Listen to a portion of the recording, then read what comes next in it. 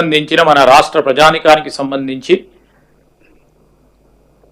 పెట్టుబడులు తీసుకొస్తా ఉన్నప్పటికీ ఇంకో పక్షాన మేము ఈ స్కిల్స్ యూనివర్సిటీకి సంబంధించి ప్రపంచ స్థాయిలో మెరుగైన స్కిల్స్ యూనివర్సిటీని చేయాలనే ఒక ఆలోచన దృక్పథం ఇంకా మాకు గొప్ప సంతృప్తి కలిగిందని మేము మనవి చేస్తూ ఉన్నాం.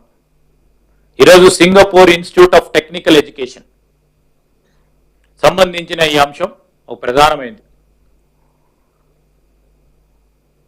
దాంట్లో ఇంకా చాలా మంది పెద్ద పారిశ్రామికవేత్తలతో కూడా సంప్రదింపులు చేశాం.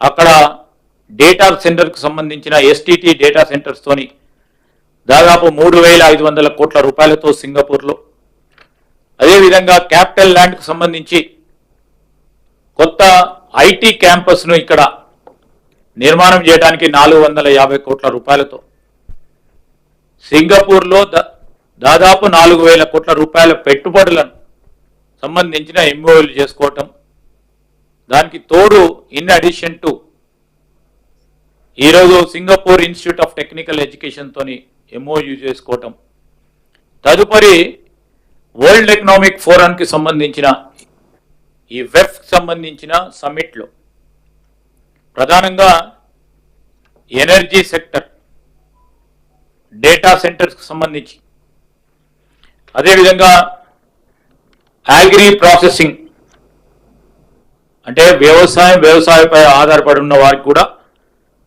ఒక పెద్దపీట వేయటానికి ఒక ఆలోచన దృక్పథంతో 1 ట్రిలియన్ ఎకానమీ చేయాలంటే ఒక గురుతరమైన బాధ్యత ఉంది. దాంట్లో భాగంగానే ఒక ఆలోచన దృక్పథంతో ముందుకెళ్ళటం జరిగింది. దీంట్లో ఇప్పటి వరకు 49,550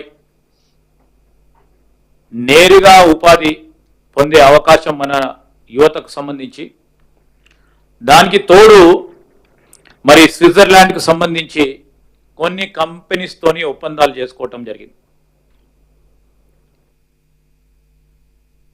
స్విట్జర్లాండ్కు సంబంధించిన యూబిఎస్ గ్రూప్ వారు ఇక్కడ